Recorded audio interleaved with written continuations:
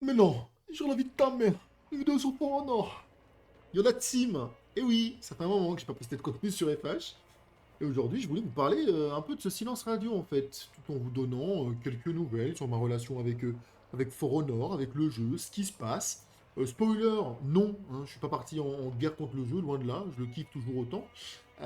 Donc voilà, si vous pensez que ça va être une vidéo à base de pourquoi j'arrête For Honor, mes 10 raisons pour lesquelles Ubisoft c'est des fils de pute, ça va pas être le mood de cette vidéo. Donc désolé, voilà, je vais parler un petit peu de ma life. Ensuite, on va enchaîner avec une tier list, parce que je sais que vous kiffez ça, les tier lists. Non, attends. D'abord, je vais parler de ma life. Ensuite, on va parler des nouveaux trucs qui sont sortis. Et ensuite, on va aller sur la tier list. Comme ça, je fais un maximum de watch time.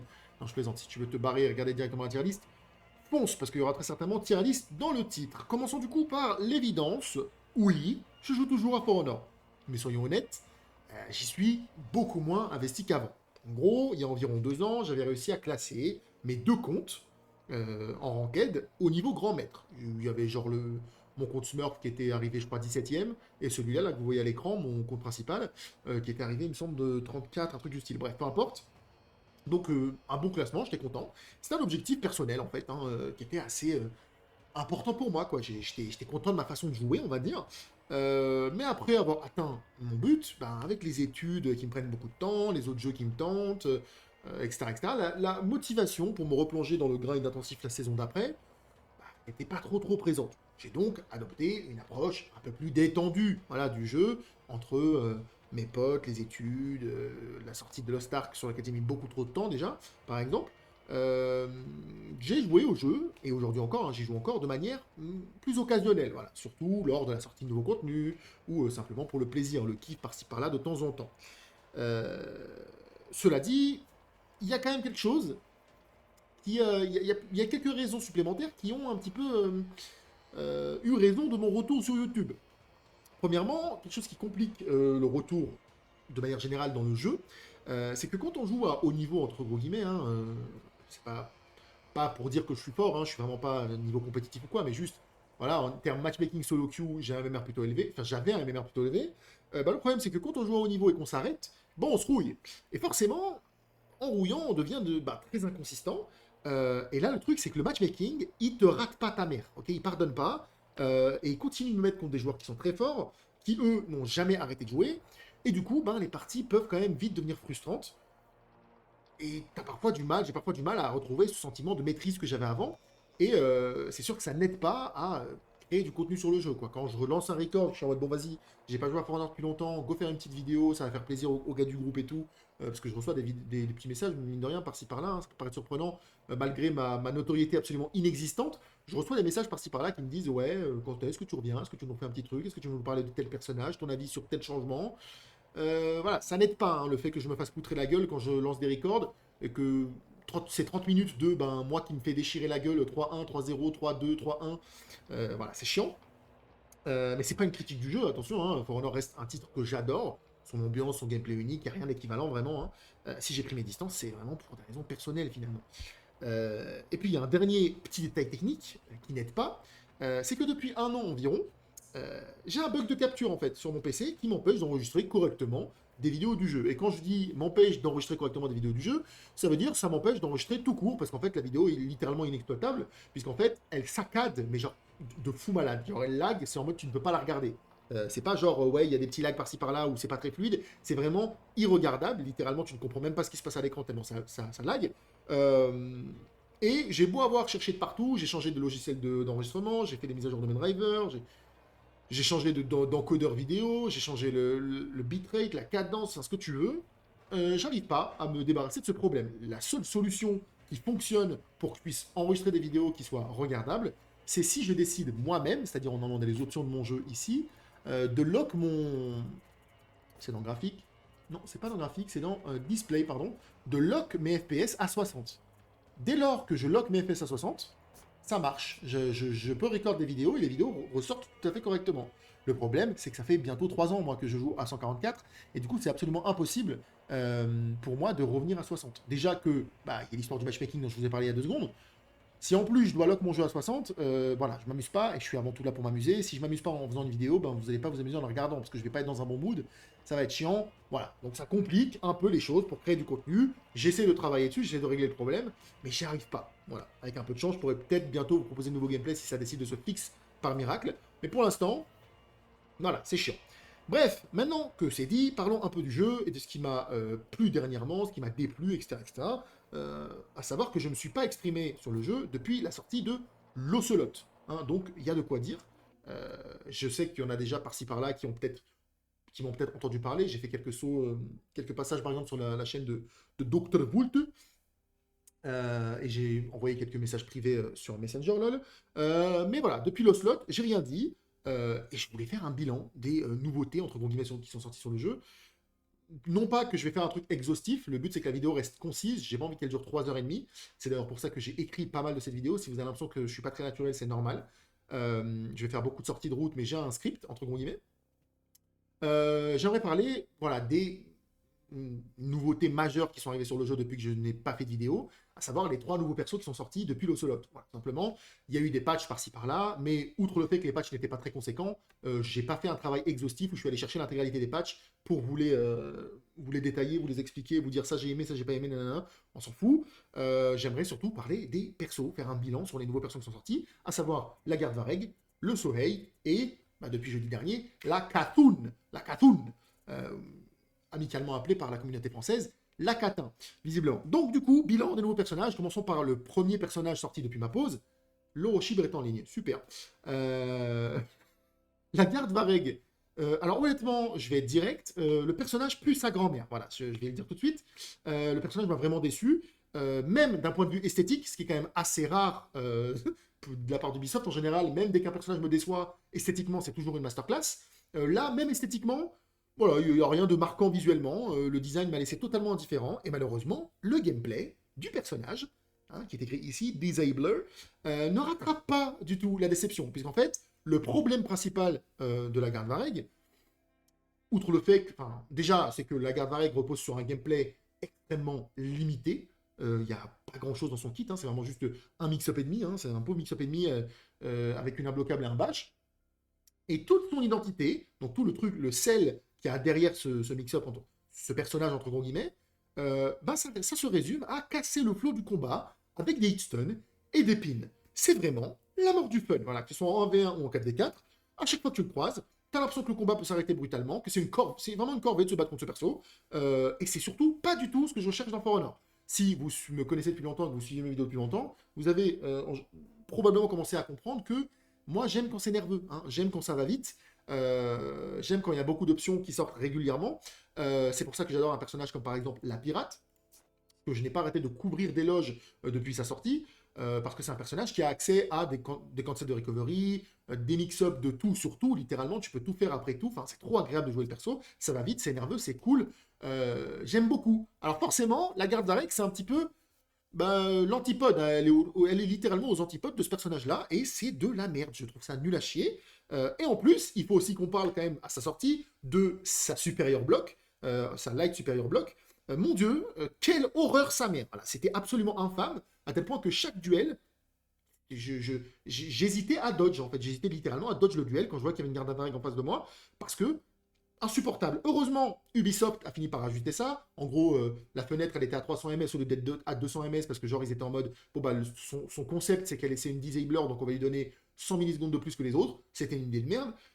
Et en plus, franchement, le mal était fait. Moi, je vais pas vous mentir, clairement, c'est pas le personnage qui allait me redonner envie de me remettre sérieusement au jeu. Voilà, c'est-à-dire que j'avais un petit peu arrêté. Je reviens, je galère, les gens me pètent la gueule et tout, je joue que pour le fun.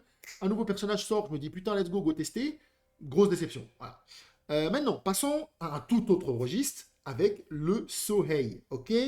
Là, pour le coup, c'est un 180 complet sur l'inventivité, comment dire, l'imagination, le concept. C'est trop cool. Voilà, le personnage, c'est une réussite sur tous les plans à ce niveau-là. D'un point de vue innovation, c'est trop cool. Déjà, bon, visuellement, comment je fais pour regarder ça? C'est avec Shift, c'est avec quoi? C'est avec Shift. Est-ce que j'ai vraiment besoin de m'exprimer? Visuellement, il est phénoménal. C'est une montagne, un frigo sur pattes, massif, avec 7 armes accrochées sur lui et des voice lines ultra stylés. Rien que son design te donne envie de le jouer, perso. Mais en plus, le gameplay, bah, machallah, le poulet, juste pour la première fois en 8 ans, For Honor a introduit un personnage basé sur de la gestion de ressources. Et, alors, c'est une façon de parler, hein, parce qu'évidemment, quand tu joues à un jeu de combat, tu fais de la gestion de ressources tout le temps. Hein. Ta barre de stamina, c'est de la ressource. Hein. Quand on parle de gestion de ressources, on veut dire que c'est un personnage qui en a plus que la moyenne. Et franchement, eh ben, je pensais pas qu'ils étaient capables d'un tel niveau d'innovation, à ce stade, j'entends. C'est-à-dire que là, on est bientôt aux 10 ans du putain de jeu, et on se retrouve avec un personnage qui est vraiment ultra neuf, quoi. C'est trop cool. C'est un concept qui apporte un souffle de nouveau au jeu, et propose une expérience vraiment qui est ultra différente de tous les autres. Maintenant, soyons honnêtes, est-ce que ça marche en termes d'équilibrage? Non, clairement pas, comme on le verra dans la partie tier 10 de la vidéo. Mais ça reste une initiative à applaudir. Voilà, le concept, il est ultra frais et il a un potentiel de dingue. C'est d'autant plus impressionnant quand on compare à d'autres personnages récents, comme le Medjay par exemple, qui lui aussi aurait pu proposer des idées ultra innovantes, mais qui au final s'est avéré être un pétard mouillé. Voilà, le concept de l'arme peut se couper en deux aurait pu être incroyable, j'en avais déjà parlé à l'époque, mais au final on s'est retrouvé, au lieu d'avoir un personnage qui a la complexité de deux personnages, puisque techniquement il a deux stances qui lui sont propres, c'est-à-dire que tu n'as pas besoin de maintenir un bouton, tu peux être soit dans une stance, soit dans l'autre. Au lieu d'avoir un personnage qui a une complexité de deux persos, voire de trois persos, en faisant interagir les stances entre elles, bah, au final c'est avéré être un personnage qui a littéralement la complexité de la moitié d'un perso. Parce qu'en fait, chaque stance est très isolée l'une de l'autre, ne fonctionne pas l'une avec l'autre, il n'y a pas de synergie entre les deux, et chacune des stances prises individuellement sont extrêmement lackluster. Il n'y a rien de spécial dedans. Je vais faire beaucoup d'anglicisme, je suis désolé. Hein. Il n'y a rien de particulièrement intéressant dans chacune des scènes. D'un côté, tu as le côté double H pour le 1v1, qui est en fait un espèce de berserker sans armure avec un bash à la place, et le côté 4v4, où c'est juste un outil de gank et des grosses AOE avec de l'armure. C'est juste 1v1 101 et 4v4 101. Il n'y a absolument rien de social dans le perso. Et c'est dommage, parce que pour le coup, le concept aurait pu être vraiment cool. Le Sohei, en revanche, bah là par contre, il montre que c'est possible de créer des persos vraiment uniques dans For Honor, encore 8 ans après. Voilà. Ubisoft, pour moi, a clairement marqué des points sur ce coup-là. Et enfin, la Katoon. Parlons du dernier personnage, hein, littéralement sorti jeudi dernier, la Katoon. Et là, encore une fois, je crois que ça se voit vu que j'ai mis déjà de réputation dedans, bah c'est une masterclass. Je pleure sur le poulet. Franchement, Ubisoft, il a frappé un grand coup. Frappé un grand coup avec ce personnage. Déjà, visuellement, bon, elle dégage un flow juste phénoménal, incroyable. Ses tenues, sa posture, ses animations, tout transpire le charisme. Bon, je vais pas mentir, il y a certaines animations qui pourraient être un peu plus travaillées, notamment des chaînes lourdes into lourdes qui auraient pu être meilleures. Certains, peut-être empalements, bref, peu importe. Mais dans l'ensemble, elle a de la gueule. D'accord? Elle est vraiment stylée de fou. Et en plus, bah, son gameplay, c'est trop bien. Hein, c'est un gameplay de fou.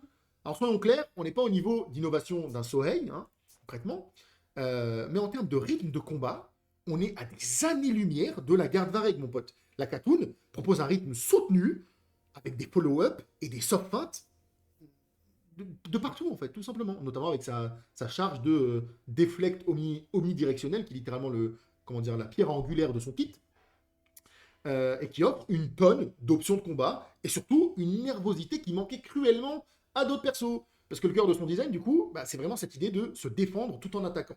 Et ça change complètement la manière dont tu dois réfléchir quand tu la joues. Parce que contrairement à d'autres persos, tu dois être constamment en train de calculer les actions que pourrait faire ton adversaire, même quand c'est toi qui es dans l'offensive. Tu vois ce que je veux dire? Il y a beaucoup de personnages sur le jeu, quand c'est à ton tour d'attaquer, bah, c'est à ton tour d'attaquer. Typiquement, les personnages sous armure, c'est littéralement leur objectif.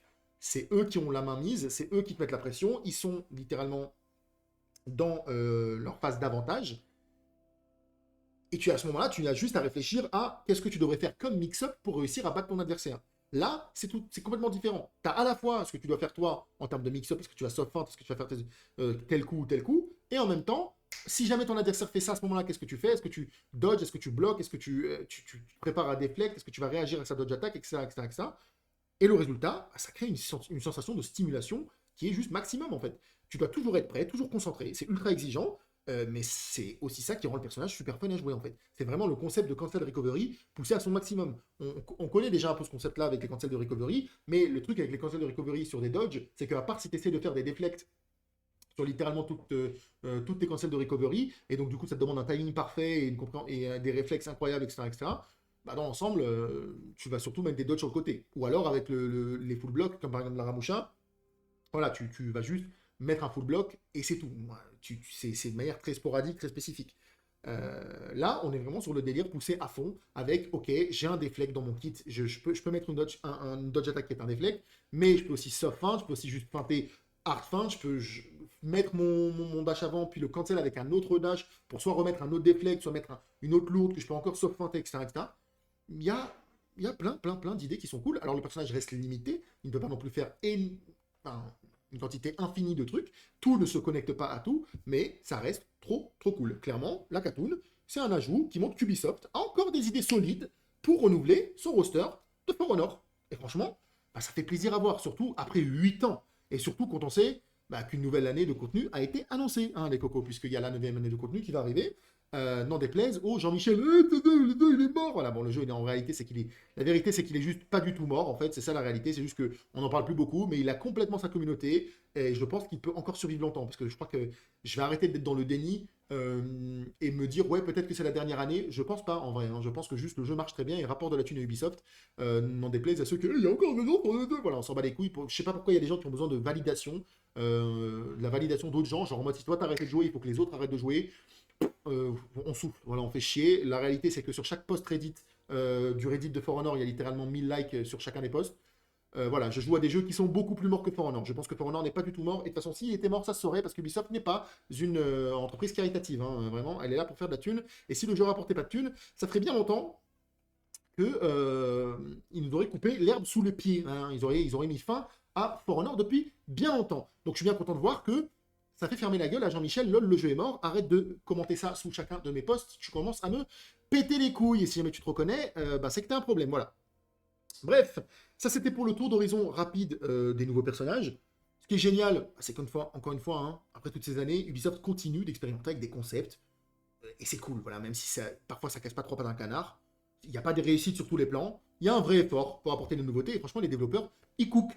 Ils sont certes, évidemment, pas aussi efficace qu'à la sortie du jeu, ça c'est clair et net, mais c'est toujours appréciable d'avoir un de tes jeux de cœur qui reste en vie 9 ans plus tard et qui sort encore du contenu qui te fait rêver. Tu vois la Katoon qui sort, t'es en mode putain, mais enfin, quel autre jeu tu peux pas jouer à For Honor et te dire, oh franchement, j'aurais dû jouer à Tatata, c'est mieux. Non, en fait, c'est juste parce que For Honor, c'est For Honor et que c'est trop cool. Voilà, donc ça c'est pour le tour d'horizon des nouveaux persos. Maintenant, très rapide aparté sur ce que je pense de globalement l'évolution du jeu. J'aime bien le rythme de croisière qu'a le jeu. Je pense qu'il n'est pas trop mauvais en termes de sortie de contenu. Je pense qu'une saison tous les 3 mois, c'est bien. Je pense que 4 saisons par année, c'est pas mal. Je pense que 2 persos par année, c'est cool aussi. Maintenant, là où je suis un peu plus dubitatif vis-à-vis de For Honor, c'est 2 choses. Petit 1, les sets d'armure. Et petit 2, les maps. Pour commencer avec les sets d'armure, bon, en vrai de vrai, la customisation dans For Honor, elle est déjà gargantuesque. On va pas se mentir. Le jeu existe depuis 10 ans. J'ai même du mal à comprendre comment est-ce que tu peux continuer de créer des sets d'armure qui sont différentes, tellement tu as dû tout voir voilà, de tous les côtés. Tu as dû voir de fond en comble comment est-ce que tu peux faire une putain d'armure sur le jeu. Donc je me doute que c'est pas extrêmement facile de faire des variantes d'armure qui sont vraiment différentes, sans en plus dénaturer l'art style du jeu, etc. etc. Néanmoins, je pense que ça reste quand même quelque chose qui est intéressant à proposer à tes joueurs. Et c'est vrai que, bon, à ce niveau-là, on est quand même sur une certaine pauvreté au niveau de For Honor, c'est un peu dommage. Et deuxième chose, donc ça à la limite, bon, c'est dommage, mais c'est pas non plus la fin du monde, vu qu'il y a énormément de cosmétiques déjà dans le jeu. D'ailleurs, peut-être qu'il commence à y avoir un petit peu trop de cosmétiques pour la méthode d'obtention des cosmétiques en question, puisque le système de lootbox, autant il est sympa dès qu'il y a 20 cosmétiques de disponibles, autant quand sur des personnages comme la Sentinelle qui est là depuis le début du jeu, commence à y en avoir genre plus 2000 que 20. Voilà, c'est-à-dire que je ne suis pas ultra fort en mathématiques, mais je crois que me donner un coffre qui me donne 5 possibilités d'obtenir le truc qui m'intéresse de manière aléatoire sur 30 possibilités, c'est un peu plus faire que sur 400 possibilités. Et là, on commence à avoir tellement de cosmétiques que c'est vrai que sur des personnages comme la Sentinelle, dès que tu cherches un truc en particulier, bon, tu es potentiellement parti pardon, pour atomiser l'intégralité de ton acier pour essayer de le trouver parce que ben, juste il y a trop de possibilités. Euh, Aparté, mis à part au niveau du stuff et des armures, les cartes, en revanche, je pense que on pourrait faire mieux. Pourquoi est-ce que je pense qu'on pourrait faire mieux? C'est parce que en fait, les cartes qui sortent en ce moment, c'est des cartes qui sont des remixes en fait, de cartes qui n'existent pas en Dominion. Alors, petit 1, c'est quelque chose qu'on a demandé aux développeurs depuis très longtemps, donc c'est une bonne chose qu'ils le font. C'est un net positif sur le papier. Par contre, 2 cartes par année, alors bon, je ne suis pas dans le développement de jeux vidéo. Je me doute que ça ne demande pas juste le travail d'un stagiaire hein, en une après-midi, mais ça demande, je pense, pas non plus tellement de taf que tu puisses pas en sortir plus de 2 par an. Donc de deux choses l'une, soit en fait vraiment vous faites ça ultra à côté et du coup c'est extrêmement lent et c'est dommage. Soit de deux, c'est un système de stalling, hein, parce qu'en gros, vous en avez marre que vos joueurs vous demandent des nouvelles maps, et du coup, vous sortez au compte-gouttes les maps qui n'étaient pas sur Dominion dans la version Dominion, pour faire genre MDR, c'est une nouvelle map. Et du coup, vous en sortez que 2 par an, comme ça vous gagnez un maximum de temps et vous n'avez pas besoin de sortir des nouvelles maps pour de vrai, parce que sinon vous allez tomber à court de maps rapidement. Peu importe le choix, peu importe quel est le moteur de ce choix, de sortir de maps par an, voilà, c'est pas fou. C'est pas fou, fou, fou. Quand tu as déjà l'intégralité de la map de prête et que tout ce que tu as à faire, c'est bah, rajouter des minions et rajouter 3 points, j'exagère un petit peu, hein, c'est pas aussi simple que ça, mais certaines cartes sont franchement faciles. Il y a plein de joueurs qui, durant des années, sur le Reddit, ont posté des concepts de cartes qui existent qu'en élimination, qu'en skirmish, et ils te l'arrangent eux-mêmes pour faire fonctionner le système de points, le système de minions, etc., etc. Pas non plus, voilà, c'est pas non plus la mer à boire. Et je pense qu'on pourrait potentiellement demander un peu plus de For Honor à ce niveau-là. Peut-être plutôt 4 maps par an, pas 2 maps. Tu vois ce que je veux dire? Et pourtant, 4 maps, c'est déjà pas tant que ça. C'est vraiment juste une map par saison. C'est pas la fin du monde. Là, actuellement, on a quoi? On a la cathédrale et on a le village viking, qui sont 2 maps qui sont super cool à jouer en Dominion. Mais voilà, c'est 2 maps en un an. Voilà, c'est un peu énorme. Bref, pour conclure cette vidéo, la raison pour laquelle j'ai écrit, c'est pour que ça dure pas 3 heures. Hein, c'est pour que ça aille vite. Pour conclure cette vidéo, j'ai pensé qu'une petite tier list en 1v1 serait un bon moyen de vous donner mon avis actuel sur l'état du jeu d'un point de vue équilibrage. Ok. Alors comme d'habitude, je vais alt tab, tac tac tac tac tac tac, ici, voilà. C'est une tier list qui est basée sur mon expérience personnelle et sur les retours de certains top players que j'ai pu consulter. D'accord. L'objectif, c'est de proposer un classement qui reflète à la fois le plus haut niveau de jeu, tout en restant compréhensible et utile pour les joueurs les plus casus, entre gros guillemets. Alors évidemment, si vous êtes vraiment occasionnel ou si vous êtes vraiment nouveau ou bas de classement et tout et que vous ne comprenez rien à la tier list, pour vous c'est pas du tout cohérent ce que je dis, c'est pas grave, hein. Chacun a sa propre réalité, les tier list ça reste subjectif pardon, quoi que tu fasses, mais moi dans ma dynamique, mon objectif c'est de vous donner à la fois les clés de compréhension des joueurs à top level, et à la fois un truc un peu plus réaliste, notamment sur certains personnages qui sont classés particulièrement dû à certaines techniques très spécifiques, à des temps de réaction monstrueux, à tous ces trucs-là, qui font que voilà. Je pense que c'est pas ultra pertinent de vous donner juste la tier list des top players, parce que c'est trop éloigné d'un joueur moyen, mais c'est pas non plus, c'est pas dans mon intérêt non plus de vous faire une tier list pour joueur à bas level ou joueur moyen. Voilà, parce qu'en réalité, la vérité, hein, c'est que les tier lists à bas level sont impertinentes du fait que le skill bracket est trop variable. Hein. C'est-à-dire que tu vas avoir des joueurs qui sont. Vous êtes tous bronze, mais va y avoir un bronze qui maîtrise parfaitement les parades et ne sait pas esquiver. L'autre qui va être parfaitement ultra fort en esquive, mais ne sait rien parer du tout. Voilà, et du coup, en fonction de ces différences, ça peut créer un. En fait, c'est un groupe qui est très peu homogène, je trouve. Et du coup, c'est pour ça que je trouve moins pertinent cette tier list à bas level, même si elle reste intéressante lorsque vous commencez le jeu, elles deviennent rapidement, selon moi, obsolètes. Et la réalité d'une tier list à moyen level, bah, c'est qu'en fait, tout est à peu près viable à moyen level, surtout dans l'état actuel du jeu qui est relativement équilibré. Du coup, c'est pas non plus ultra pertinent de vous donner une tier list de OK, au niveau gold, niveau platine, qu'est-ce que tu penses de. Voilà, la réalité, c'est que tout peut marcher au niveau gold et platine. Il faut juste faire le meilleur rythme, quoi. Du coup, c'est parti, allons-y, let's go. Alors attendez, je prends juste mon téléphone pour regarder, parce que j'ai pris une photo de la tier list, évidemment, parce que je l'ai faite en amont, comme ça je vous la fais directement ici. Donc, en S tier, on se retrouve avec, je vais essayer d'être rapide, hein, cette fois-ci, c'est pas complètement écrit, j'ai juste pris des notes, mais j'essaie d'être rapide quand même. On se retrouve avec le S tier qui était un poil too much. Donc, on va avoir ici des personnages qui sont très bons, mais qui ont un petit truc en plus qui fait que, bon, là, faut peut-être se calmer un peu. Le A, c'est le on est bien tiers, c'est le tiers où j'aimerais que tous les persos se trouvent. Excusez-moi, le B, c'est bof, peut mieux faire, ou voilà, c'est pas terrible, c'est pas genre injouable, mais il y a quelques petites lacunes par-ci par-là, notamment des problèmes de match-up souvent. En C, ça devient délicat. Là, on commence à avoir des personnages qui sont en mode, ok, là, il faut vraiment que tu te sortes les doigts du cul, il faut que tu sois en général meilleur que ton adversaire pour gagner avec les personnages qui sont ici. Et ensuite, D, Halo Ubisoft, tout simplement parce que, alors j'ai appelé ce tir comme ça, parce que les derniers patch notes qui sont sortis depuis littéralement que j'ai quitté YouTube sont très légers, hein. C'est des patch notes qui sont certes sympas, en général il n'y a rien d'aberrant dedans, même s'il y a quelques changements qui sont discutables, mais ils sont super légers. Voilà, c'est des patch notes qui te donnent l'impression de dire les gars, notre jeu il est dans un bon état, c'est bon, on arrête d'y toucher.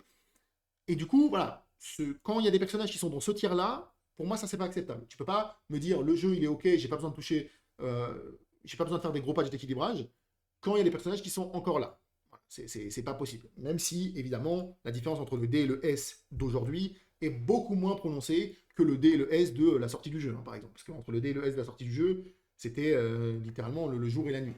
Du coup, allons-y, essayons d'être rapide, essayons d'être concis. Le personnage qui, pour moi, actuellement, est le personnage le plus fort. Alors, rappel, c'est une tier list en 1v1, hein, c'est pas une tier list de 4v4. Je ne joue pas en 4v4. Je joue qu'en 1v1. Je trouve le 4v4 particulièrement ennuyeux. Je ne vais pas me répéter sur la question, mais pour moi, la méta du 4v4 qui consiste à juste faire des ganks, ça ne m'intéresse pas. Je trouve ça particulièrement inintéressant. Et tant que la méta, tant qu'il n'y aura pas un changement dans le corps de fonctionnement du jeu pour que les ganks soient beaucoup moins efficaces par je ne sais quel miracle, je ne vais jamais vraiment m'amuser en 4v4. Du coup, S tier en 1v1, personnage qui pour moi actuellement est la quintessence du personnage le plus puissant en duel, c'est l'ami émissaire. Et oui, les buffs ont eu raison de l'émissaire. Au bout d'un moment, il fallait bien qu'il devienne fort. Et, enfin, je dis ça comme s'il n'a jamais été fort dans son histoire alors qu'il a déjà été très très fort. Mais voilà, il a eu des passages compliqués et il s'est fait buff sur buff sur buff, testing on, testing on, testing on. Et forcément, au bout d'un moment, le frérot, il commence à devenir un peu insane. Notamment parce que bon, bah déjà, il a une bonne pression mid-chain. Son opener est devenu bien meilleur avec le changement, l'harmonisation des bâches en dash avant. Mais surtout, bah, le frérot, il a des bons damages. 26 damages sur un GV, 32 damages sur une parade de light. Bonne pression avec ses imbloquables qui sont vraiment fortes. La top unblockable, vraiment très très dur de read à l'animation. Donc même quand tu tombes sur des top players, tu peux sortir le Lawmonger, ça passe tranquille. Bonne pression mid-chain avec le bash. Et surtout, le truc qui fait qu'il est un poil too much, c'est le side dodge. La modification du side dodge qu'il a reçu en même temps que le Conqueror, donc que le fléau, euh, il est insane. C'est vraiment le meilleur side dodge bash du jeu. Je suis choc bar, ça esquive tout, ça punit trop bien, c'est difficile à punir soi-même. Il faut esquiver grave early si tu veux pouvoir choper un GB. C'est vraiment, vraiment fort. Le perso n'a quasiment aucun mauvais match-up. Ensuite, je vais essayer d'enchaîner, hein. Le but c'est pas qu'on reste à 3 heures non plus. Ça fait combien de temps que je regarde d'ailleurs? 27 minutes, voilà. 30 minutes de vidéo, 35 minutes, 40 minutes de vidéo, c'est le maximum. Du coup, continuons avec le Warmonger, la Warmonger, pardon. Punish de parade lourde à 32 dégâts sur l'empalement. Les lights sont améliorés, pas mal de pression de stamina. Bon, je ne vais pas vous refaire le topo, c'est juste une sentinelle 2.0. La raison pour laquelle elle se retrouve aussi haut actuellement, c'est parce que le dodge, la dodge attack à l'imbloquable, bon, elle commence à être un petit peu stupide. Il y a eu un buff à un moment, je ne sais pas c'est arrivé quand, parce que voilà, je suis plus trop investi sur le jeu, mais la quantité d'iframe additionnée à le fait que ce soit imbloquable, additionné à le fait que ça enchaîne sur voilà, qu'elle puisse la feinter pour te mettre des GB et tout, bref, que ce soit un mix-up en lui-même, c'est vraiment insane. C'est vraiment trop trop fort. Et je pense que c'est le truc too much chez elle. La dodge attack est un petit peu trop potente. Alors qu'avant, elle était un petit peu trop nulle à chier et maintenant, elle est un peu trop forte. Donc voilà, compliqué, mais pas très loin de juste être dans le A tier et d'être tranquille. Ensuite, continuons dans le S tier avec notre ami le Shinobi, à mon grand désarroi, pour les mauvaises raisons. Le Shinobi, c'est l'exemple parfait du personnage qui est un peu trop safe. En fait, il a trop de mobilité, il a un turtling trop fort, mais surtout, il ne peut pas perdre le neutral. En fait, son coup de pied, s'il est bien space, c'est très dur de le punir, c'est très très dur de pouvoir faire quoi que ce soit contre ce truc-là, parce qu'il peut le sortir après un dash, après deux dash, en fonction de la distance, etc. Enfin, c'est lui qui gère tout le temps le truc, donc il va très peu t'attaquer, il va tout le temps se défendre, et c'est très fort de se défendre avec le Shinobi, et dès qu'il veut t'attaquer, c'est très fort d'utiliser le coup de pied, voilà. Et en plus, à côté de ça, il a un bon frame advantage sur quasiment tous ses mix-up, il a un punish de deflect qui est ultra safe sans raison, c'est-à-dire que s'il te deflect et qu'il met un coup de pied, et que tu esquives, encore une fois, à part si t'es l'émissaire, tu ne punis pas, parce que tu ne peux littéralement pas punir le machin, genre le recovery est tellement court que tu ne peux jamais le punir. littéralement, tu mets une dodge attack, il bloque la dodge attack. Genre, ça n'a pas de sens. Donc voilà, c'est juste le perso et pas ultra sain actuellement. Quand tu tombes contre un shinobi qui tente des trucs, qui attaque, qui vraiment se donne et tout, c'est pas un personnage qui est si ouf que ça. Il est cool sans être incroyable. Il est notamment tiré par le bas par le fait que sa barre de vie soit un peu faible. Mais quand tu tombes contre un mec qui est là que pour Turtle, bon bah, c'est vraiment, vraiment fort.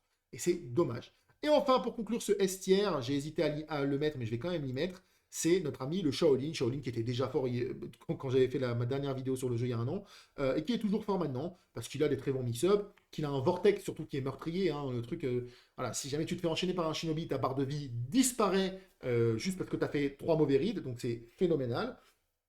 Euh, et juste, bon, pas grand chose d'autre à dire, autre le fait que, pareil, hein, le buff de son bash sur dash avant l'a amélioré. Il a 18 de dégâts sur une side light, si jamais il veut te finir, c'est plutôt efficace. S'il arrive à te surprendre sur un bon timing.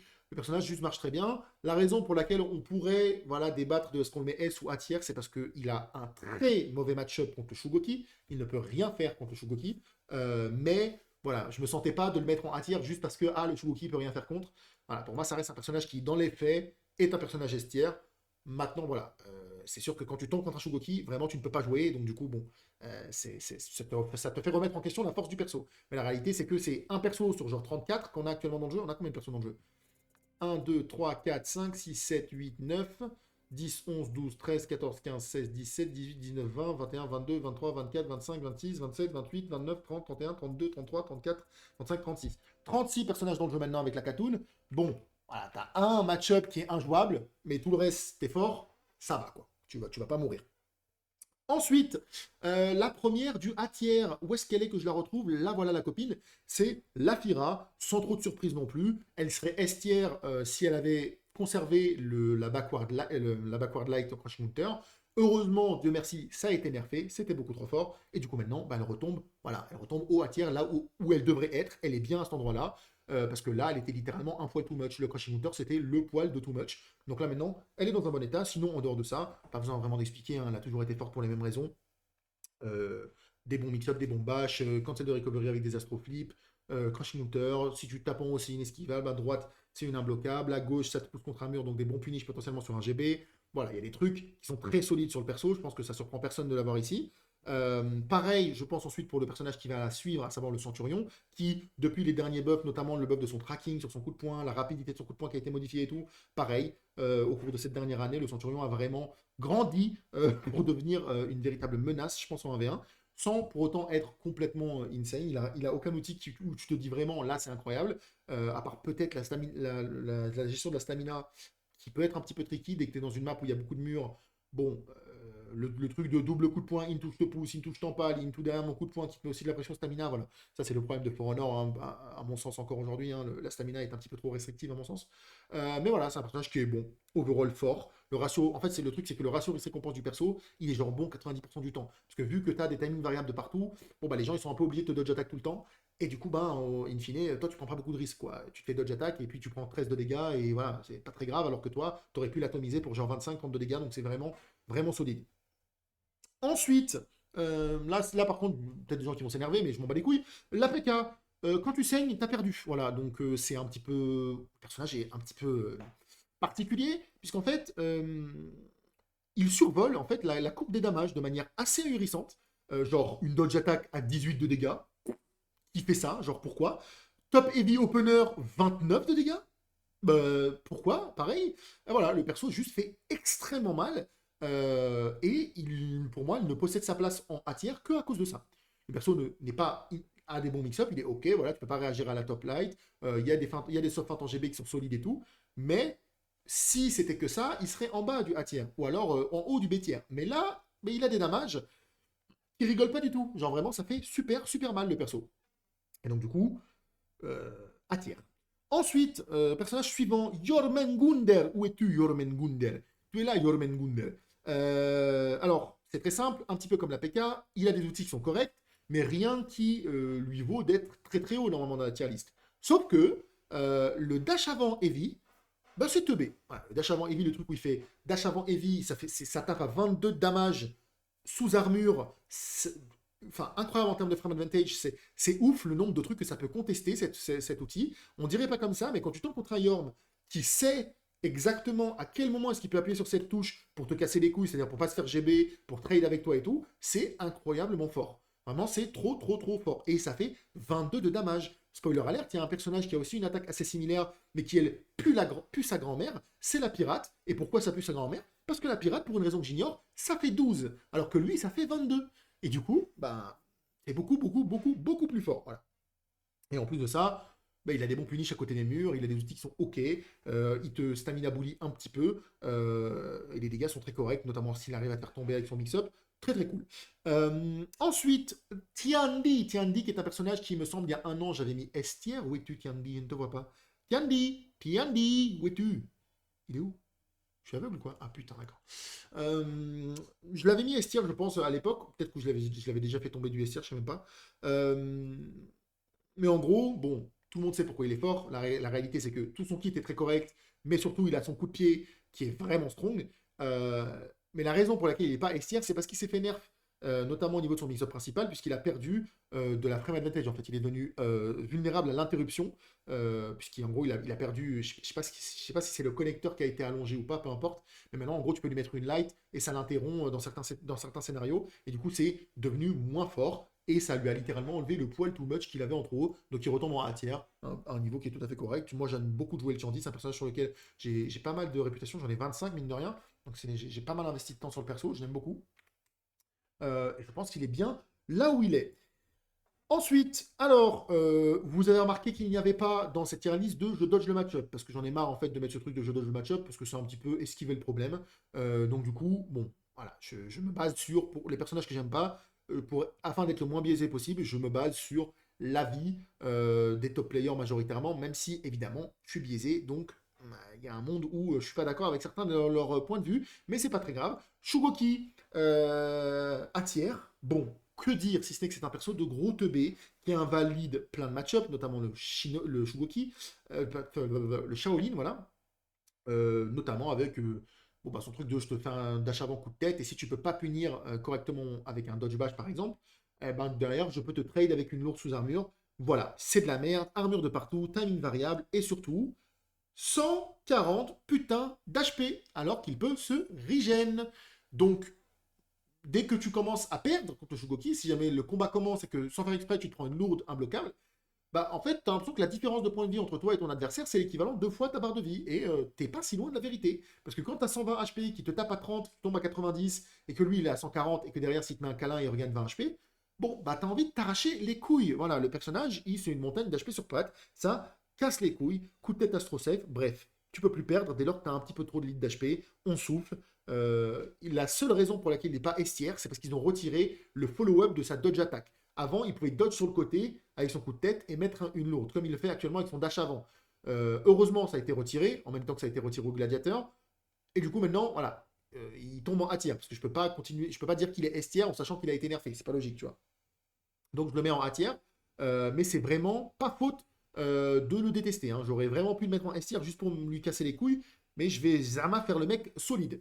Ensuite, personnage suivant, Ocelotl. Ocelot qui a été récemment nerfé, pareil, S tier à cause du follow-up de son bash qui pouvait être follow-up avec son attaque de zone sous armure, qui rendait du coup son bash trop safe.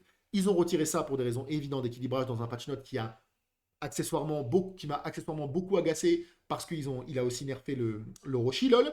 Mais force est de constater que à ce niveau-là, ils ne se sont pas trompés. Effectivement, c'était complètement con. Et du coup, c'est tant mieux que ça a été nerfé. Mais sinon, en dehors de ça, c'est un personnage qui marche correctement. Bash en chaîne feintable, GB, bon damage, 400 MS light. Ok, il a juste pas trop d'opener de fou. Mais en dehors de ça, le perso marche bien. Ensuite, bon ben, un personnage que j'aime pas, voilà, j'ai cru que vous l'avez compris. Garde Vareg, voilà, je sais pas quoi vous dire, moi j'ai pas compris le but du perso. On dirait que les devs se sont assis autour de leur table de réunion et se sont demandé, ok les gars, comment on fait pour créer un perso à la fois astro chiant à jouer et en même temps astro chiant à jouer contre. Voilà. Et il y a un mec qui a répondu, génie des zinzins, un perso avec un seul mix-up, mais qui t'interdit de jouer. Tu tapes son shield, t'arrêtes de jouer, elle te met une imbloquable, t'arrêtes de jouer, tu tapes sa light, t'arrêtes de jouer. Bref, t'as d'autres sont imbloquables, MDR elle appuie sur full block, elle te stoppe aussi. Voilà, tu joues pas, c'est chiant, et du coup c'est fort. Le mix-up est fort, la pressure est forte, le bash est fort, tout est fort, hein. La personne n'est pas OP, mais juste il est fort d'une manière chiante quoi. On ne plus qu'il y ait des timings variables et une stamina pressure de zinzin, genre le Jarl, et on est bon quoi. Ensuite, BP pour les raisons, parce que c'est un BP, voilà, juste il n'y a pas grand chose à dire là-dessus non plus. En fait, le BP il varie beaucoup dans les tier lists en fonction de à quel point est-ce que le reste des personnages autour de lui est fort et à quel point est-ce qu'il invalide certains match-ups. Quand on est dans une méta où les personnages qu'il y a contre le BP ne sont pas du tout adaptés à se faire flip la gueule, il va être plutôt faible. Et là, dès qu'on est dans une méta qui est plutôt solide en 1v1 au niveau de tout ce qui est bash, flipping, etc., timing variable sur les bash et tout, bah, c'est cool d'avoir un BP qui peut à la fois esquiver, à la fois mettre un flip. Donc c'est cool. Voilà, il est juste bon pour des raisons obvious, malgré le retrait de la backward light, il reste fort. Ensuite, pareil, dans la catégorie fort parce que c'est fort, Sentinelle. C'est juste Warmonger sans le truc too much. Donc elle a juste pas la pressure de ses lights et elle a pas le punish à 32 dégâts sur une parade de light, sur une parade de lourde, pardon, et elle n'a pas la dodge attack de débile profond. Donc c'est juste un personnage qui fonctionne bien depuis le début du jeu, hein. Une période elle était trop forte, ensuite elle est devenue un peu moins forte, et là elle est juste forte comme il faut, il n'y a pas de souci. Le personnage juste fonctionne. Ensuite, attention, big surprise dans cette tier list, le Griffon. Griffon qui, pareil que notre ami l'émissaire qui, au fur et à mesure des buffs, des petits patchs par-ci par-là, l'amélioration des bâches sur dash avant et tout, bah, il vient grignoter des places. Il vient grignoter des places dans la tier list jusqu'à arriver à un point qui est tout à fait correct en fait. Il a, il est ok, il était naze, puis les bâches ont été buffs. Doucement mais sûrement, il est revenu nous hanter. Voilà, le bash avant, le truc où il fait dash vers l'avant, ensuite soit il te bash, soit il met une endo jab, c'est vraiment redoutable parce que les animations sont subtiles. Et derrière, il a un bon mix-up violent qui le laisse souvent son frame advantage. Genre typiquement, dès qu'il te met un GB qui te jette contre un mur, bah derrière, il te met beaucoup de damage parce que c'est une top finisher qui te met sur la gueule. Et il a encore un frame advantage, il peut encore te push, il peut décider juste d'avancer de GB, d'avancer de light imbloquable, d'avancer de lourd s'il veut choper un timing. Pareil sur les dodges, en fonction du mix-up sur lequel il est, bah, si tu essaies d'esquiver son coup de pied, qui met pas son coup de pied, qui met sa lourde, bah, tu peux te faire attraper par la lourde, malgré le fait qu'elle ne soit pas inesquivable. Non, mais le perso est juste solide et les animations sont bonnes. Sont bonnes. Ensuite, pareil, dans la catégorie, je ne dodge pas le match-up, mais j'aimerais beaucoup. L'Highlander, bon, bah, Highlander, quoi, hein, voilà, il joue pas au même jeu que toi, sauf que maintenant, il est fort. Voilà. Avant, il jouait pas au même jeu que toi, il était faible. Maintenant, il a été rework, il est fort. Les lights en forme offensive te pin down sur place parce que t'as pas le droit de dodge après t'être bouffé une lourde. C'est terrifiant. Et derrière, voilà, ça va trop vite. Et il rentre dans sa stance, il sort de sa stance, il te part. Il re-rentre dedans, les dégâts sont lourds, les mix-ups marchent bien, il va te chercher de très loin avec son Cabertos, il a des dodge attaques partout, maintenant il peut vraiment te punir sur un GB, il peut vraiment te punir sur une parade de lourde et de light. Voilà, le personnage juste fonctionne bien mieux qu'avant. Et il a toujours tous ces outils qui le rendent vraiment solide sur les appuis et qui te le fait jouer à un jeu différent du tien. Et moi, c'est pour ça qu'il m'agace énormément. Ensuite, notre ami. J'ai oublié quelqu'un là. J'ai oublié quelqu'un. Oui, j'ai oublié quelqu'un. Bien sûr que j'ai oublié quelqu'un. Avant toute chose, le Erzir.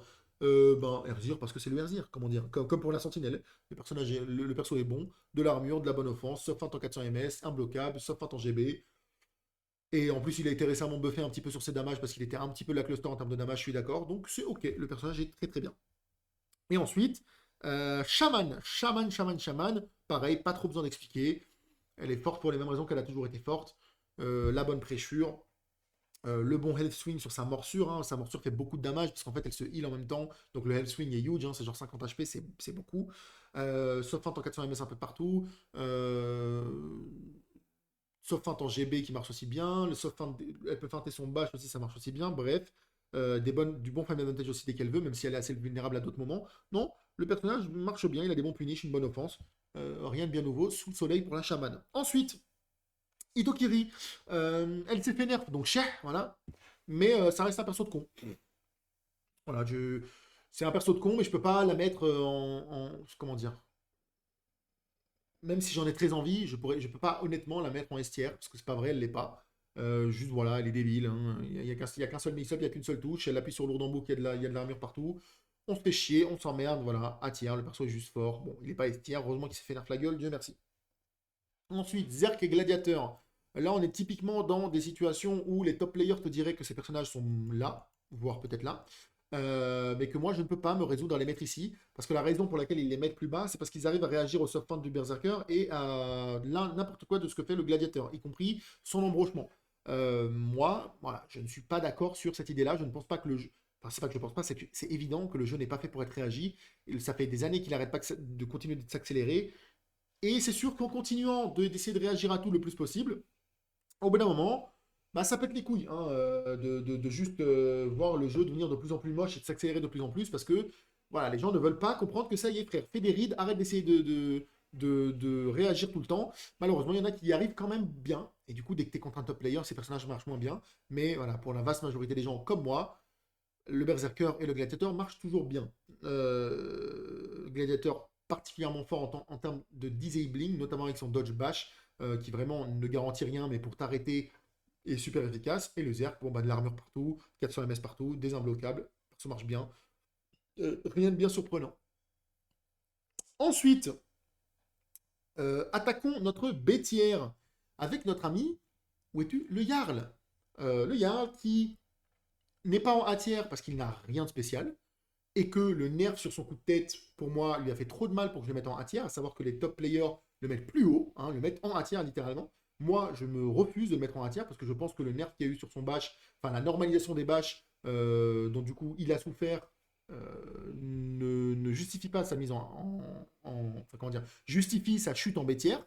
D'ailleurs, je vais aller vérifier que ça n'a pas été remodifié, hein, au cas où. Euh, Ami Warlord, fais voir ton coup de tête, ton cul de tête, cul de tête, cul de tête. Riposte, forward dodge attack, headbutt, 433 ms, voilà. Input window 300, 433, alors qu'avant c'était 100, 433, et c'était beaucoup, beaucoup, beaucoup plus fort.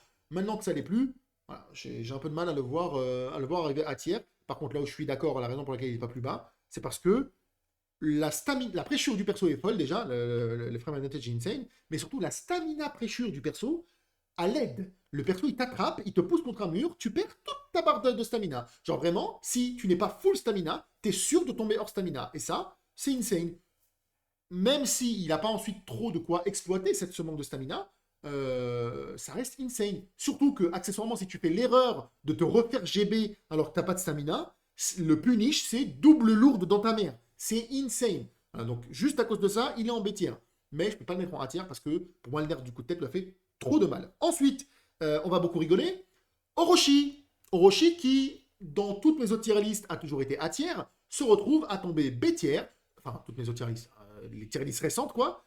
Se retrouve à tomber B tier parce que les développeurs ont décidé de faire plaisir aux joueurs de merde. Voilà, désolé si tu fais partie des gens qui étaient contents de ce changement, mais le retrait de l'inesquivable sur le Stormrush sur les côtés du perso, c'est non. Voilà, c'est vraiment non. On n'accepte pas ça, on ne veut pas ça, c'est chiant, ça emmerde tout le monde. Pourquoi faire ça? Voilà. Pourquoi faire ça? Pourquoi random nerf le perso alors qu'il n'était pas trop fort, juste pour faire plaisir à des joueurs qui se font spam la gueule? Le coup est déjà réagissable à top level, maintenant il devient encore plus obvious et encore moins effrayant, ce qui fait que si jamais le mec se trompe, pense que tu vas mettre un coup de tête et que toi tu mets un Storm Rush, et ben le Storm Rush, s'il est sur un côté où il n'y a pas d'inesquivable dessus, il se fait esquiver aussi. C'est chiant, on souffle, c'est le mix principal du personnage, il est censé pouvoir imposer un petit peu son offense, sa phase d'avantage. C'est un assassin, c'est pas un tank. Il n'a pas deux coups dans sa chaîne, il est censé t'enchaîner beaucoup.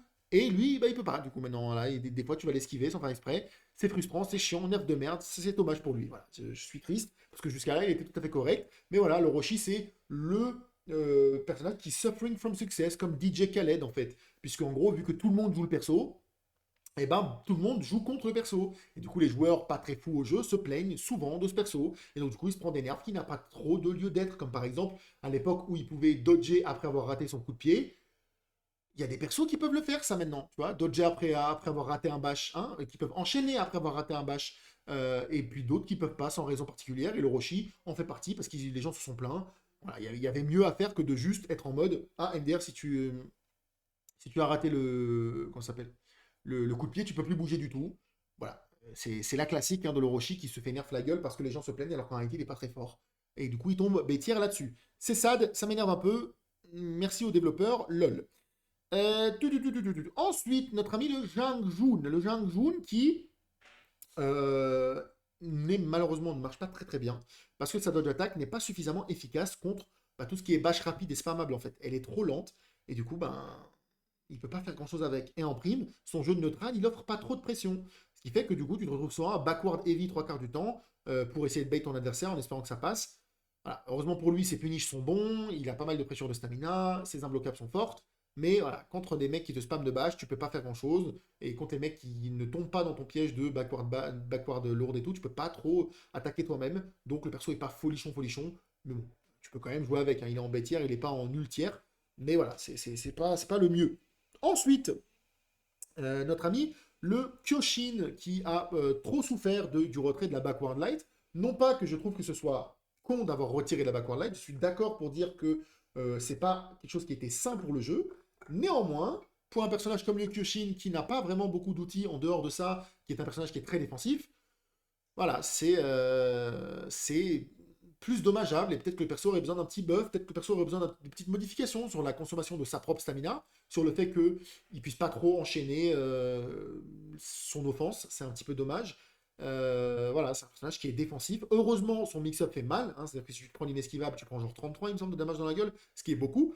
Mais en dehors de ça, voilà, c'est un personnage qui est vraiment défensif et qui malheureusement en plus est beaucoup plus efficace contre l'attaque-based offense que contre la bash-based offense. Parce qu'en gros, lorsque tu te fais attaquer avec des attaques normales, typiquement contre un berserker par exemple, tu peux directement après avoir bloqué un coup, rentrer dans ton full block et voilà, enchaîner après avoir bloqué l'attaque d'après. Alors que contre un personnage qui est là pour te mettre des bâches, bah, ça sert plus à rien. Voilà. Donc personnage un petit peu trop défensif, pas trop de jeu en neutral, son mix-up fait à peu près mal, mais c'est tout. Tu peux quand même t'en sortir, l'imbloquable, voilà, tu peux la feinter en GB et tout, mais voilà, par exemple, le fait qu'il n'y ait pas de soft feinte de l'imbloquable vers le GB, c'est dommage. Le fait que ça sorte pas plus vite, c'est dommage. Voilà, c'est particulier quand même ce personnage. Voilà, j'aimerais bien qu'il soit un peu plus fort. Malheureusement pour moi, je ne peux pas le mettre à tiers dans son état actuel. Vraiment, le retrait de la Backward Light, il fait mal.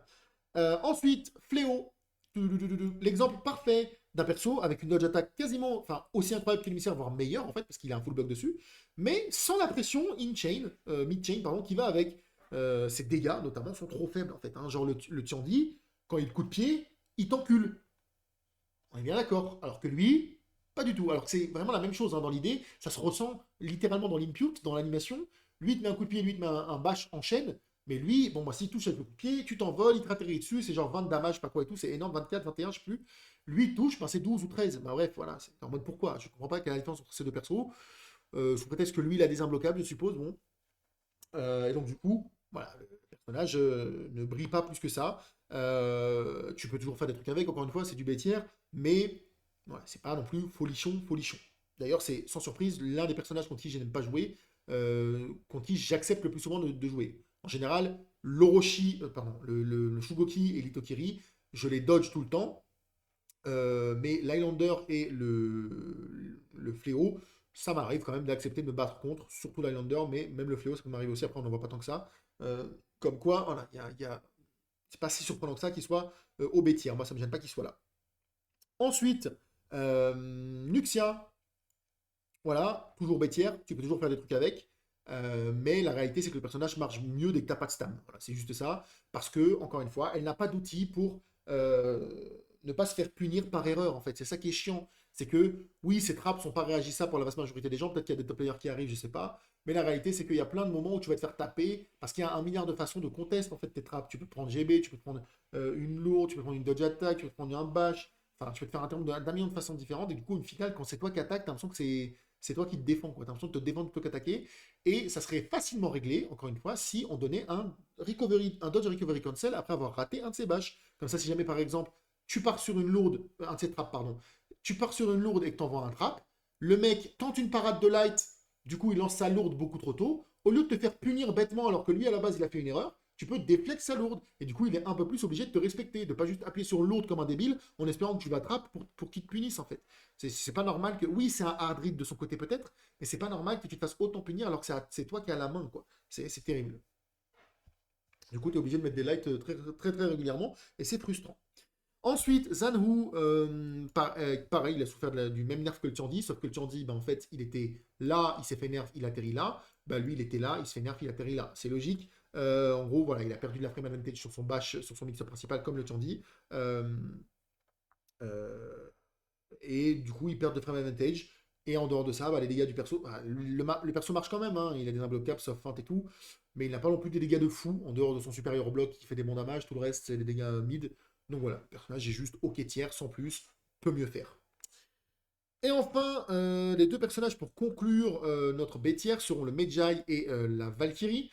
Le Medjay parce que, bah, en vrai c'est difficile de noter parce qu'il n'y a personne qui le joue, mais voilà, le problème principal du Medjay, je vais vous le montrer tout de suite. Je vais aller dans Medjay ici dans Outlanders. Je regarde quand je suis en 1v1 que je mets un bash à quelqu'un.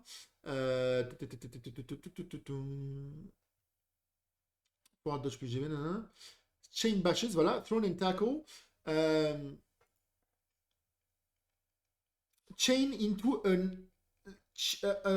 axe chain lights and chain heavies on hit. Donc du coup, ça garantit, son bash garantit la chain light. Voyons voir les dégâts que font l'axe chain light. 9.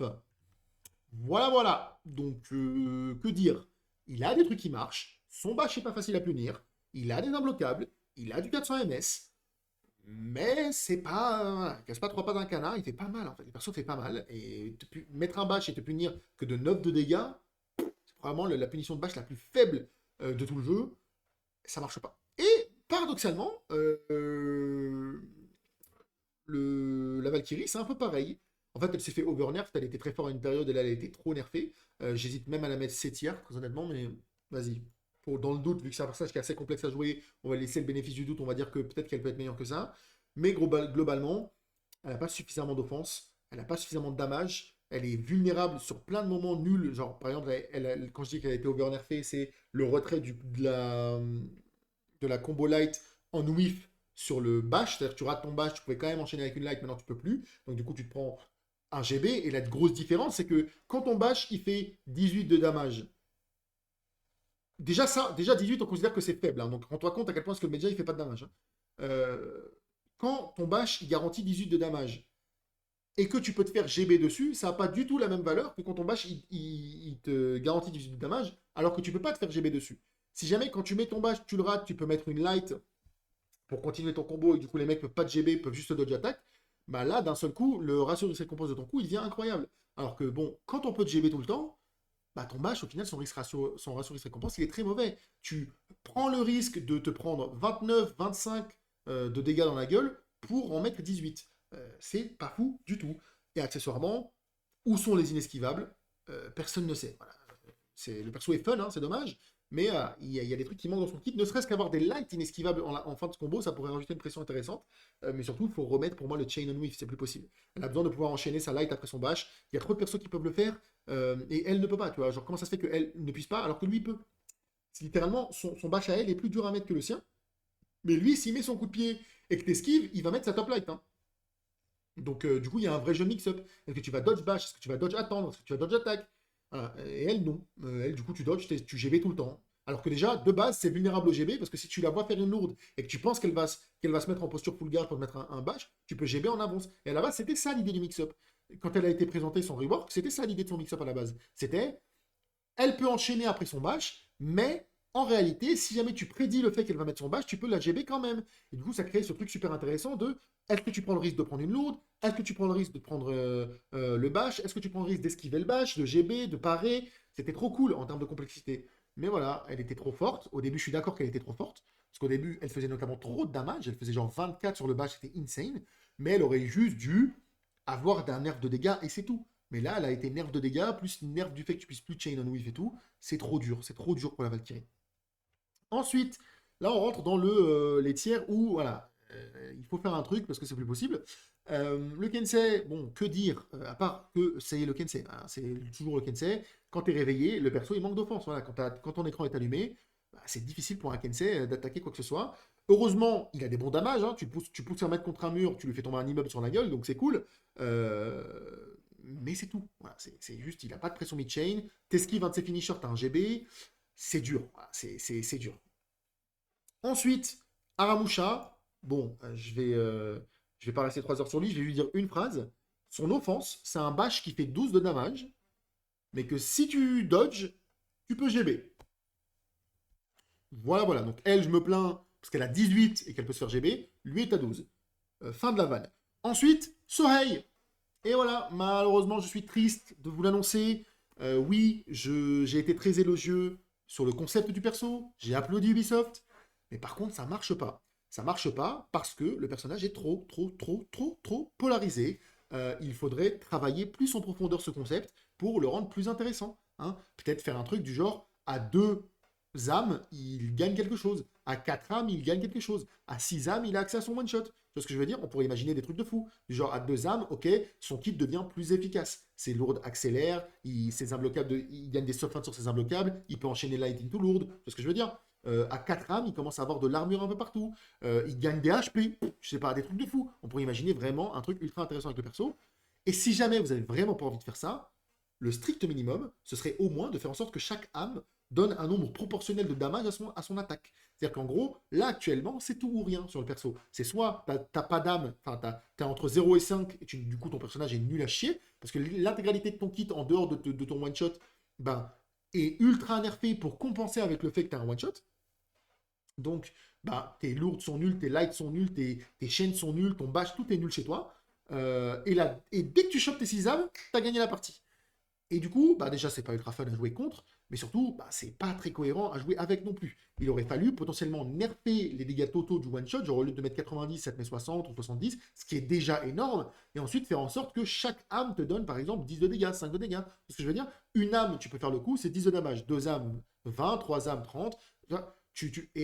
Et pour contrebalancer ça, on lui redonne un kit à côté qui marche un peu mieux. Tu ne peux pas avoir un truc aussi lourdement, comment dire, euh, lourdement polarisé. Aussi, il y a vraiment le parti pris est fou, quoi. Le parti pris est vraiment insane. De vraiment lui donner soit tout, soit rien, c'est un petit peu trop too much et c'est dommage. Et là, dans l'état actuel, ben, c'est beaucoup plus le côté rien qui ressort que le côté tout. Ce qui est logique en fait. Hein. Tu vas avoir beaucoup plus de mal de manière générale à atteindre tes 6 âmes plutôt que ton adversaire de profiter du fait que tu aies un kit de merde.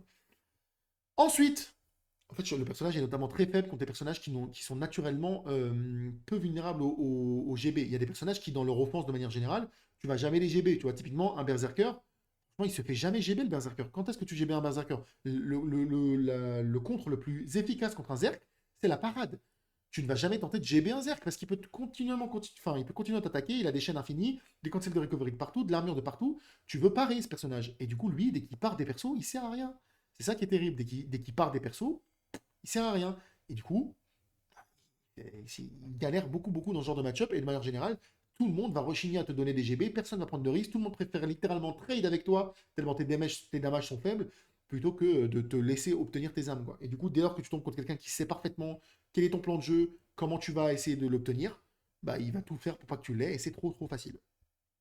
Et enfin, nous rentrons dans le D-tiers, le tiers Halo Ubisoft. Je vais être extrêmement clair. La Nobushi, le coup de pied est en 600 ms depuis 9 ans, la putain de vos mères. Peut-être qu'on pourrait, je sais pas, se sortir les doigts du fion et accélérer le perso. S'il vous plaît. Hein, on n'en peut plus, surtout que, accessoirement, c'est pas un coup de pied en 600 ms qui passe en 500 ms qui va rendre le perso busted en 4v4. Hein. Le perso, il est ok, tiens, il est fort en 4v4, c'est pas le top pick, hein, très honnêtement, il est juste ok. Mais là, le 1v1, c'est plus possible, en fait. Genre, le coup de pied, par pitié, c'est son seul mix-up dans son kit. Il faut qu'il soit viable au moins. Et c'est un personnage avec un seul mix-up. Par pitié, faites en sorte qu'il marche. Genre là, c'est plus possible. 9 ans que le perso pue sa mère. 9 ans. 9 ans, et le seul moment où le perso a été fort, c'est dès qu'il faisait une lock tech à la zone pour abuser de l'hitbox. Enfin, c'était un bug, littéralement un bug abuse. Enfin, genre, par pitié. Genre, faites quelque chose, c'est plus possible. Et enfin, la pirate. La pirate, l'exemple parfait du perso qui est complètement fumé en 4v4, mais qui pue sa mère en 1v1, et du coup ne se fait pas buff. Alors qu'en 1v1, le perso pue sa grand-mère. Pourquoi? Parce qu'il te chatouille. Il te chatouille, en plus dès que tu tombes sur des top players, l'imbloquable où tu empales les mecs, ils réagissent. C'est chiant. Voilà, c'est chiant parce que le perso est trop fun. Le perso, c'est une montagne de fun, il est insane, mais il fait pas de damage.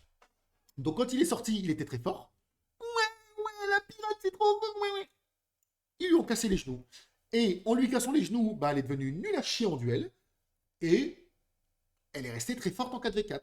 Et du coup, il la buff pas. Enfin, si, il la buff par-ci par-là. Ouais, on a peut-être un petit peu. Sauf que les buffs sont nuls, quoi. Les buffs, c'est vraiment le. C'est genre, t'as les deux jambes cassées et ils sont en mode, tiens, des belles chaussures. Genre, tu t'en bats les couilles, en fait. Genre, le perso marche pas. C'est triste. Et enfin, la Katoon. La Katoon de Quatoon. Alors, j'adore le perso. Je l'adore. Pour l'instant, je kiffe. Je suis en kiff de ma life, ok? Tu vois ce que je veux dire? Mais bon, euh, soyons honnêtes. 2 minutes. Le perso a plein de soucis. enfin, personne n'a pas des soucis, c'est pas des soucis de design, mais tu sens que le perso n'est pas non plus ultra fort. Peut-être parce qu'il y a quelques dommages qui sont un peu faibles, mais c'est surtout parce qu'il y a beaucoup de trucs qui le counter fort. Notamment les dodge bash et surtout l'armure. Le fait que les dodge bash te counter, bon, je peux comprendre et je vois pas trop comment je pourrais régler le souci. Par contre, le fait que l'armure te counter naturellement en étant 100% débile, parce qu'en fait, les dodge bash, que tu perds contre les dodge bash, à la limite, c'est pas très grave. Pourquoi? Parce que au moins, c'est une action proactive de ton adversaire. Ton adversaire est en mode, ok, je vais dodge bash pour te punir parce que je pense que tu vas faire ce coup-là. Et du coup, c'est à toi de faire le bon read et de t'adapter et tout. Oui, il a un outil qui est fort contre toi, mais au moins, il fait le choix, il prend la décision de te punir. L'armure, il y a des personnages, ils appuient juste sur leur touche au hasard, ils tombent dans ton bait, genre ils sont en mode oh putain, je vais taper parce qu'il a tapé dans le vide, tu les déflectes, et vu qu'ils ont de l'armure, tu leur fais rien. Alors que l'intégralité de ton personnage tourne autour de ce déflect qui empale. Et l'armure prévient de l'empalement. C'est pas possible. Voilà, voilà.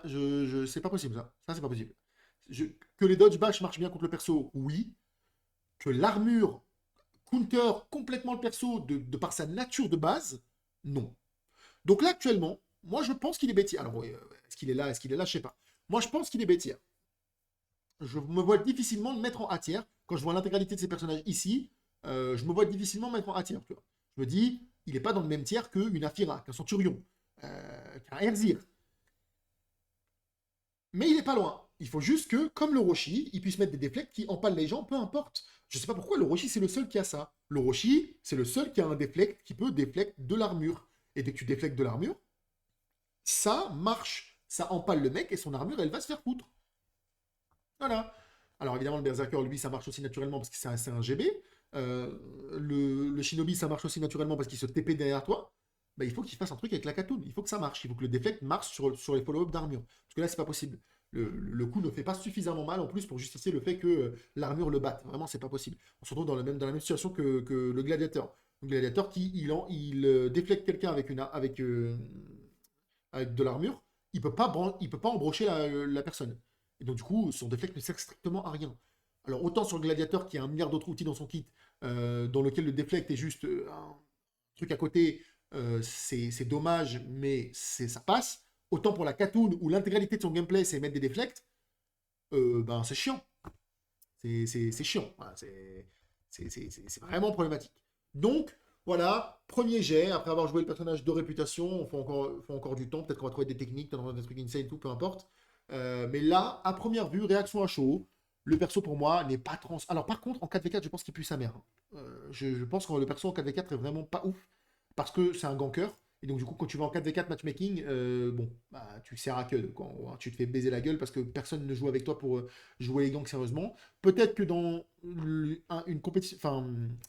équipe compétitive, elle trouvera sa place parce qu'elle aura peut-être des ganks confirmés de fou. Mais en tout cas, en termes de matchmaking pur, je trouve qu'elle n'est pas adaptée au 4v4.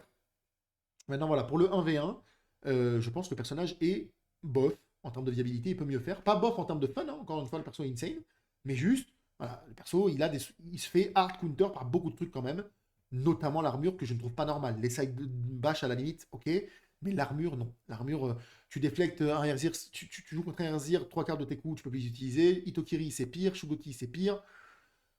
Voilà, c'est dur, quoi. C'est dur. Dès que les personnages ont de l'armure, ça t'arrête net et c'est trop dur. Voilà. Lol, j'ai dit que j'allais parler 45 minutes. Ça fait 1 heure. J'ai quand même bien fait. Hein. J'ai bien fait d'écrire la majorité de mon texte parce que si j'avais pas écrit, putain, mais alors on serait là pendant 3h30. Bref, j'espère que la vidéo vous a plu. Laissez-moi vos commentaires. Dites-moi ce que vous pensez de la tier list. Dites-moi ce que vous pensez de mon avis sur le jeu de manière générale. Dites-moi aussi si vous avez des questions auxquelles j'ai peut-être pas répondu nécessairement. J'ai pas donné mon avis sur tout. Il y a peut-être des trucs me sont sortis de la tête. Voilà pour ma tier list 1v1. Laissez-moi jeter un coup d'œil à ce qui me paraît cohérente. Tac, tac, tac, tac, tac, tac, tac. Ouais, qu'est-ce qui est débattable? Qu'est-ce qui est débattable? Tu peux me dire peut-être le Jarl que tu trouves plus faible, tu peux me dire ça. Tu peux me dire peut-être le Griffon, il est peut-être un peu trop haut, tu peux me dire ça. Euh,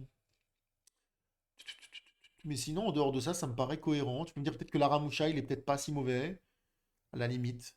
Mais sinon, tout le reste paraît 100% cohérent. Voilà, voilà. Bref, eh bien écoutez, c'est mon retour avec cette vidéo For Honor sur YouTube.